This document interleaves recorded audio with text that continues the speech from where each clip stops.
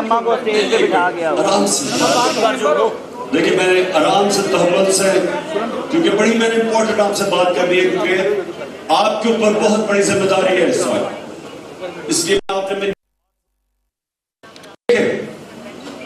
جس معاشرے کے اندر رول آف لا نہیں ہوتا وہ کبھی خوشحال نہیں ہوتا۔ یہ جو کہتے ہیں نا کہ خوشحالی آ جائے گی، میں لاہور کو پیرس بنا دوں گا، میں ایشین ٹائگر بنا دوں گا پاکستان کو، کیوں نہیں بنا ابھی تک؟ بن ہی نہیں سکتا۔ دیکھیں، اللہ کا حکم ہے کہ میری زمین پہ انصاف قائم کرو۔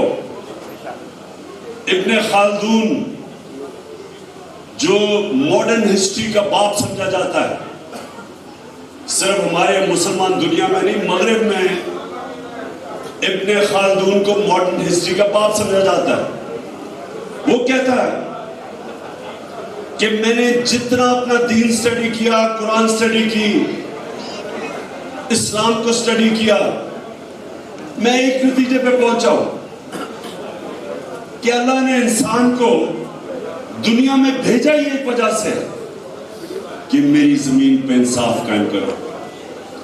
یعنی کہ ایک انسانی معاشرے اور جانوروں کے معاشرے میں سب سے بڑا فرق یہ ہے کہ جانوروں میں انصاف نہیں ہوتا اور ایک اصل انسانی معاشرے میں انصاف ہوتا ہے۔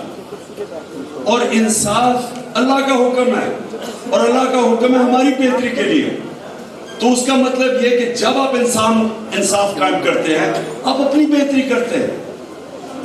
تو آج آپ وکلا کھڑے ہیں سب یہاں، آپ کو حیرت ہوگی یہ چیز سن کے کہ مسلمان دنیا، اس کی بنیاد رکھی گئی تھی مدینہ کی ریاست میں۔ دنیا کے سب سے عظیم لیڈر ہمارے نبی صلی اللہ علیہ وسلم نے، تو سب سے پہلے چیز کیا انہوں نے اسٹیبلش کی تھی؟ عدل اور انصاف۔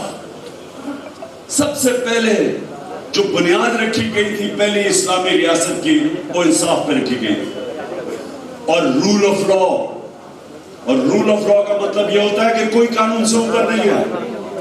انہوں نے کہا میری بیٹی بھی اگر چوری کرے گی اس کو سزا ملے گی، اور سب سے میری جو لاڈلی بیٹی اس کا نام لیا، اور انہوں نے کہا کہ تمہارے سے پہلے بڑی قومیں تباہ ہوئی جدھر کمزور کے لیے ایک قانون، چھوٹا چور چوری کرے تو جیل میں، اور بڑا چور ڈاکہ مارے تو اس کو NRO مل جائے، یعنی اس کو پکڑا نہ جائے۔ سنیں پلیز، دیکھیں بعد میں تقریر نعرے، لیکن یہ بڑا امپورٹنٹ ہے آپ کے لیے سننا، کیونکہ آپ کا ملک، ہمارا ملک آج ادھر کھڑا ہے، دو راہوں میں کھڑا ہو گیا ہے۔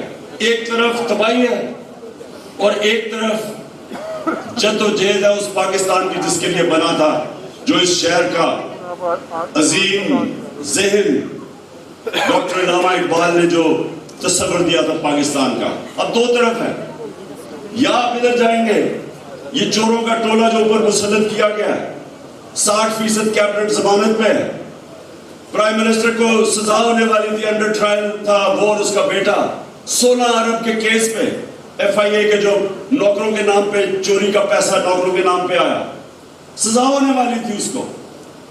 رانا ثناء اللہ کا اس کا اپنا وزیر کہتا ہے، وہ عابد شیر علی کا باپ کہ یہ اس نے 18 قتل کیے ہیں، وہ انٹیریئر منسٹر ہے۔ ادھر جو لندن میں بیٹھا مفرور اور کنوکٹڈ مجرم، وہ فیصلے کر رہے ہیں ملک کے۔ ادھر تلدراتا پھر آصر زرداری جو ساری دنیا اس کو 10% یعنی چور سمجھتی ہے، وہ کیسے ملک کی کیا فیوچر ہو سکتی ہے؟ اگر یہ ملک کے اوپر بیٹھ گئے اور ہم یہ سمجھیں کہ ہم جناب اپنے یہاں کام کرتے رہیں گے اور ملک بچ جائے گا، ہم پاکستان کے نعرے مارتے رہے، کوئی فیوچر نہیں ہے اس ملک کا۔ کیونکہ تاریخ اٹھا کے دیکھ لیں، میں تاریخ کا اسٹوڈنٹ ہوں، دنیا میں کوئی مجھے آج نیشن بتا دے، کوئی مجھے ایک ملک بتا دے جدھر انصاف کا نظام ہو اور وہ خوشحال ہو۔ سوئٹزرلینڈ، میں اس کی اس لیے مثال دیتا ہوں کہ کوئی وسائل نہیں ہے سوئٹزرلینڈ کے اندر، سوائے پہاڑ ہے۔ یہاں کے آپ کے ناردرن ایریاز گلگت بلتستان اس سے کئی درجہ زیادہ خوبصورت علاقہ ہے, دگنا ہے سوئٹزرلینڈ سے, لیکن وہ سب سے خوشحال ملک ہے کیونکہ رول آف لا انڈیکس کے اندر سوئٹزرلینڈ 99.9% ہے کہ رول آف لا ہے وہاں. اور میں نائجیریا کی مثال دیتا ہوں, سارے افریقہ میں سب سے زیادہ تیل کا ذخیرہ نائجیریا میں ہے, غربت سب سے زیادہ ہے کیونکہ رول آف لا انڈیکس میں وہ 7% ہے. پاکستان بھی کوئی 10-12% پہ ہے. وینزویلا ساؤتھ امریکہ میں سب سے زیادہ تیل ہے, وہاں لوگ بیچارے ہجرت کر کے جا رہے ہیں ملک سے, غربت ہے کیونکہ رول آف لا نہیں ہے. تو یہاں تو رول آف لا کی آپ کی ساری قوم کے سامنے جس بے شرمی سے دھجیاں اڑائی گئی, چوروں کے اوپر مسلط کیا گیا بیرونی سازش جو امریکہ کے اندر, امریکہ اس سازش کا حصہ تھا. یہاں سہولت کار تھے, ہینڈلرز تھے جنہوں نے ان چوروں کو ہمارے اوپر بٹھایا. اس کے بعد اگر قوم اس ظلم, اس ناانصافی کے سامنے اگر قوم بھیڑ بکریوں کی طرح سر جھکا دیتی ہے تو سامنے موت ہے آپ کے. یہ جو ارشد شریف سے ہوا ہے, پاکستان کا میری نظر میں نمبر 1 انویسٹیگیٹو جرنلسٹ تھا. وہ آدمی جو صرف اور صرف ملک کے لیے کھڑا تھا, رائے حق پہ کھڑا ہوتا تھا, کئی دفعہ غلط بھی ہوتا لیکن وہ اپنے ضمیر کے مطابق رائے حق پہ کھڑا تھا, ملک کے لیے کھڑا تھا. جو ملک کی بہتری ہے ارشد شریف ادھر کھڑا تھا. کوئی اس کا دشمن بھی نہیں کہہ سکتا تھا کہ وہ کبھی اپنے ضمیر کا سودا کرتا تھا. باضمیر ایک وہ جرنلسٹ, صحافت جو ملک کا اثاثہ ہوتی ہے, ایسے صحافی ملکوں کا اثاثہ ہوتے ہیں کہ ملکوں کے اوپینین میکرز بن جاتے ہیں, کریڈیبلٹی ہے. کیوں اتنا غم ہے آج؟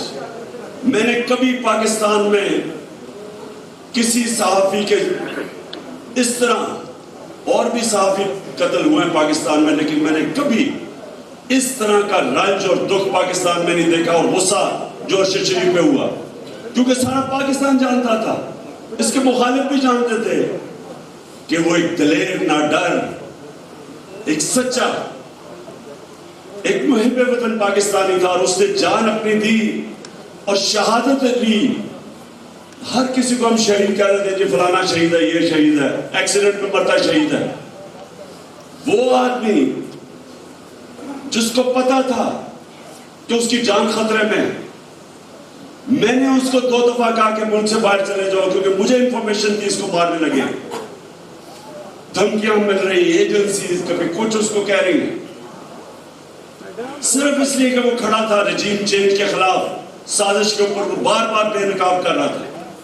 حکم آتے تھے جی نامعلوم نمبر سے کہ یہ نہ کرو تمہیں یہ کر دیں گے, پتا تھا. پھر گھر میں اس کو دھمکیاں دی انہوں نے, پھر اس کو ہم نے ملک سے باہر نکالا, پھر دبئی کے اوپر پہنچ گیا اس کے پیچھے کہ دبئی سے اس کو واپس بھجوایا گیا, ادھر سے وہ کینیا گیا, اور وہاں بھی انہوں نے اس کا پیچھا نہ چھوڑا. وہ لوگ جو چاہتے ہیں کہ ہم یہ چوروں کو ایکسپٹ کر بیٹھے, اور یہ جو انہوں نے ظلم کیا پاکستان سے, چوروں کو پہلے اوپر لے بٹھایا, انہوں نے اس ملک کی معیشت کا بیڑا غرق کر کے رکھ دیا. آج پاکستان کی کریڈٹ ریٹنگ مائنس پہ چلی گئی ہے. چاہے موڈی دیکھو, چاہے فچ دیکھو, قرضہ آپ کو دینے کے لیے تیار نہیں ہے پاکستان کو. قرضے ہم واپس کر نہیں سکتے, روپے پہ پریشر ہے, آگے تباہی نظر آ رہی ہے, انڈسٹری بند ہو رہی ہے, کسانوں سڑکوں پہ. کون سی قیامت تھی جو اس سے پہلے کیا ہو رہا تھا 6 مہینے پہلے؟ پاکستان کی اکنامک سروے کے مطابق جو انہوں نے پبلش کیا ہے, پاکستان کی تو 17 سال میں بہترین گروتھ ریٹ ہو رہی تھی. ان چوروں کو اوپر بٹھایا, ملک کا بیڑا غرق کر دیا, اور صرف ایک کام کیا کہ 1100 ارب روپے کے کرپشن کے جو کیسز تھے وہ دن بدن اپنے ختم کرتے جا رہے ہیں.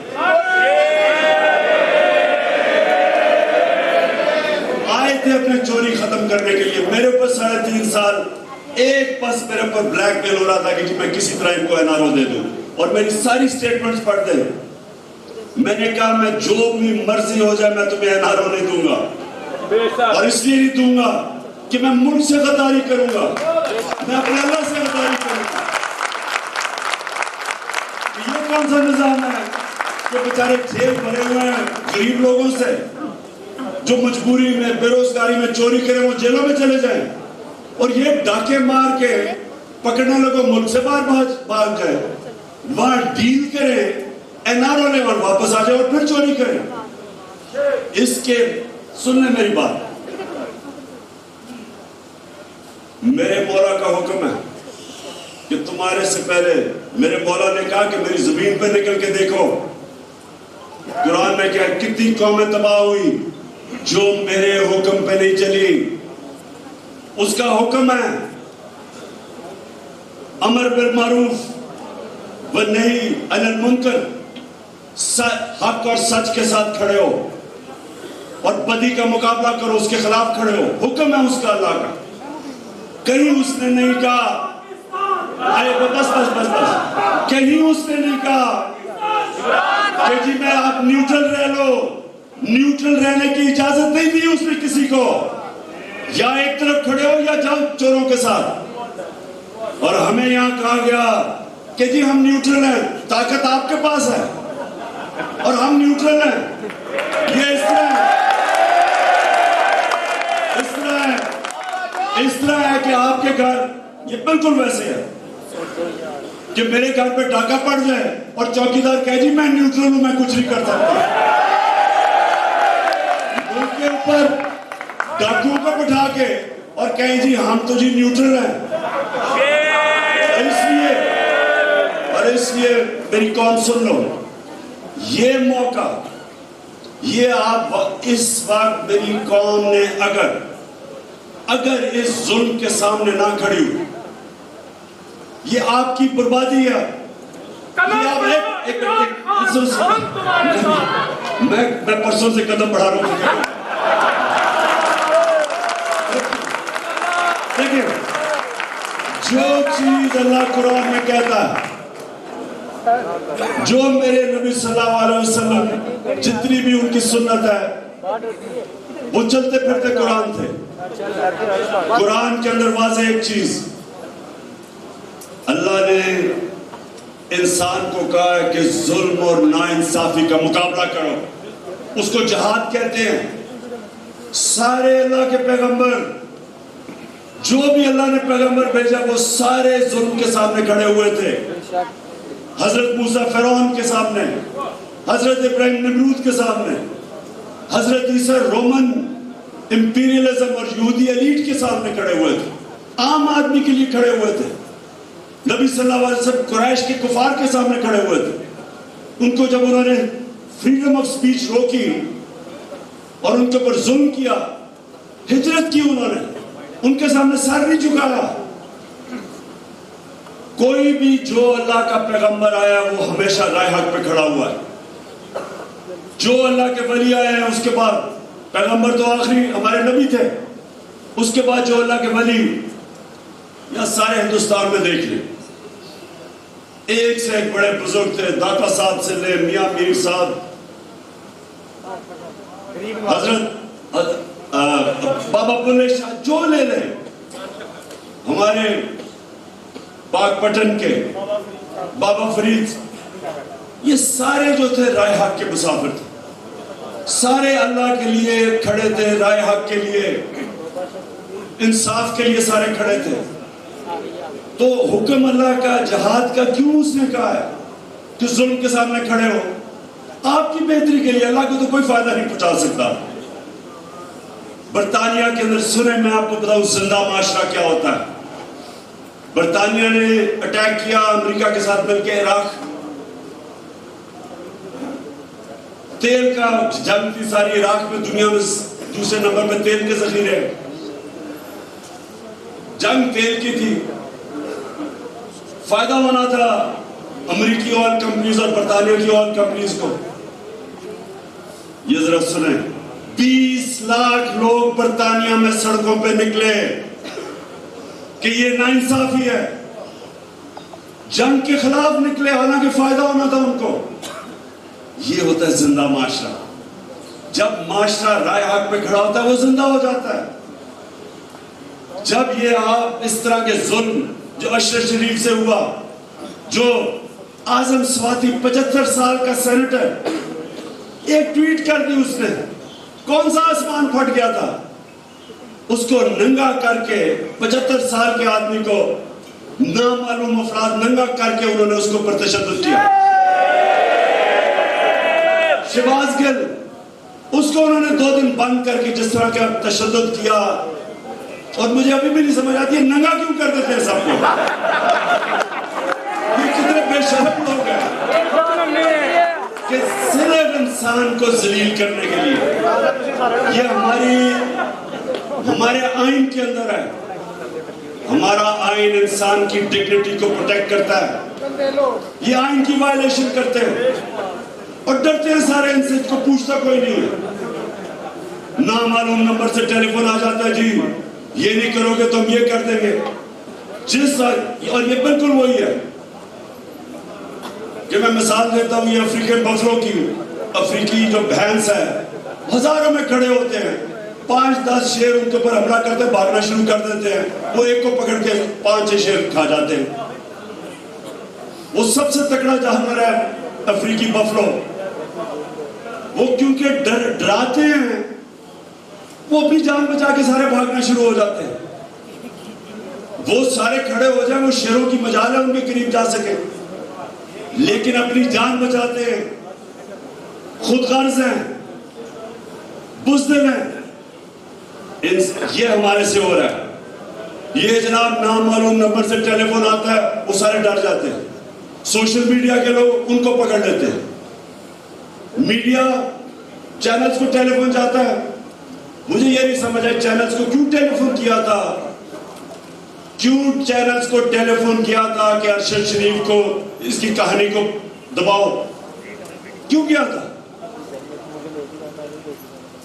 یہ سب سے بڑا المیہ ہے اس ملک کا کہ یہ تھوڑے سے لوگ ڈرا دھمکا کے لوگوں کو ڈرا دیتے ہیں اور اس کے بعد ملک پہ ہر قسم کا ظلم کرتے ہیں. تو میں یہ جو نکل رہا ہوں یہ مارچ نہیں ہے, یہ انقلاب ہے. میں اس ملک کو کبھی بھی ایکسپٹ نہیں کروں گا ان چوروں کو ہمارے اوپر. اور میں آپ سب سے جو بکلا کمیونٹی ہے, دیکھیں آپ کے اوپر اللہ نے, دیکھیں قرآن میں جو ہماری ججمنٹ ہوگی نا آخرت میں, وہ ہوگی جتنا انسان کو اللہ دیتا ہے, نعمتیں بخشتا ہے, اتنا ہی بڑا امتحان ڈال دیتا ہے. ہم سب کی ججمنٹ ہوگی کہ اس نے ہمیں دیا کیا. آپ کو قانون دیا اس نے, آپ کے اوپر ذمہ داری ڈالی ہے کہ آپ سب سے زیادہ انصاف کے لیے کھڑے ہو. آپ کے اوپر ذمہ داری ہے. اور میں اس لیے اپنے سارے وکلا ہر جگہ جا رہا ہوں, اپنے وکلا کو تیار کر رہا ہوں کہ آپ نے اپنی ذمہ داری نبھانی ہے. ہمارے اوپر ہر دوسرے دن میں کیس ہو جاتا ہے, میرے اوپر پتہ نہیں کتنے FIR کاٹ گئی ہیں, کبھی وہ اریسٹ کرنے آ جاتے ہیں ڈرانے کے لیے, جو مرضی کر رہی ہے. ہمارے اندر جس وقت وہ جذبہ آ گیا کہ ایک ہم وہ بھینسوں کی طرح بھاگیں گے نہیں, خوف سے کسی کو پیچھے چھوڑ جائیں گے تاکہ کھا جائے. ایک ہمارے شہری سے ناانصافی ہوئی, ساری قوم اس کے ساتھ کھڑی ہوگی. جب یہ کریں گے یہ ملک اٹھ جائے گا.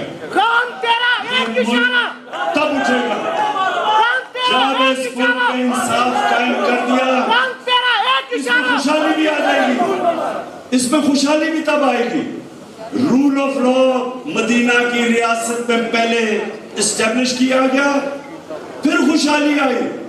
پہلے خوشحالی نہیں آئی, پہلے انصاف آیا, پھر خوشحالی آئی. جو بھی ملک آپ کے سامنے, سوئٹزرلینڈ, اسکینڈینیویا, یہ آپ کے سامنے ملک, ان کی مثالیں جائیں اور پاکستانی رہتے ہیں, پوچھیں ان سے. غریب سے غریب لیبرر بھی پاکستان جو کام کر رہا ہے ان ملکوں میں اور جو وہاں کا شہری بن گیا ہے، اس کو پورا اعتماد ہے کہ کوئی طاقتور اس کے اوپر ظلم نہیں کرتا، اس لیے وہ اٹھتے ہیں، یہاں سے جاتے ہیں بیچارے ویزا لے کے مار مار کے وہاں پہنچتے ہیں، ان کے بچے ان کے سکولوں میں جاتے ہیں، اور وہ دیکھتے دیکھتے جب ان کو وہ ایک ایسا انصاف کا معاشرہ ملتا ہے وہ اٹھ جاتے ہیں۔ دیکھیں تو آپ کو فخر ہوگا دیکھ کے کہ اپنی جو آپ کی بیرون ملک پاکستانی کمیونٹی ہے، فخر ہوگا دیکھ کے کہ وہ کیا کیا کام کر گئے، کیا کیا کارنامے ان کے۔ کیوں پاکستان نہیں آتے؟ کیوں پاکستان میں آگے سرمایہ کاری نہیں کرتے؟ کیوں نہیں آتے؟ کیونکہ انصاف نہیں ہے، یہاں کام ہی نہیں کر سکتے۔ جب انصاف نہیں ہوتا تو کرپشن ہوتی ہے، قبضہ گروپ ہوتے ہیں۔ یورپ میں کیوں نہیں قبضہ گروپ؟ کیونکہ وہاں انصاف ہے۔ کیوں نہیں اس طرح کے پرائم منسٹر بھاگے پھر رہے ہیں، لندن میں اربوں روپے کی پراپرٹیز لے کے بیٹھے ہوئے، ایک رسید نہیں دکھا سکتے کہ پیسہ کدھر سے آیا؟ کوئی اور ملک مجھے بتائے، ایک مجھے مغربی معاشرہ بتا دے جس کا پرائم منسٹر اربوں روپے کی پراپرٹیز میں باہر رہ رہا ہو اور وہ جواب نہ دے کہ اس کا پیسہ کدھر سے آیا، منی ٹریل نہ دے۔ کیونکہ وہ انصاف ہے اور اس لیے خوشحالی ہے۔ تو میں آخر میں یہ چاہتا ہوں آپ صاحب میرے سے حلف لیں، یہ میں گفتار کے غازی نہیں چاہتا، میں ایکشن چاہتا ہوں آپ سے۔ تو میں چاہتا ہوں اصل میں ہاتھ کھڑا کر کے اپنے سب نے حلف لیں۔ سب اپنا دائیں ہاتھ اوپر کریں جی۔ بسم اللہ الرحمن الرحیم۔ میں اللہ تعالیٰ کو حاضر ناظر جان کر حلف اٹھاتا ہوں کہ میں پاکستان کے آئین و قانون کی ہمیشہ پاسداری کروں گا،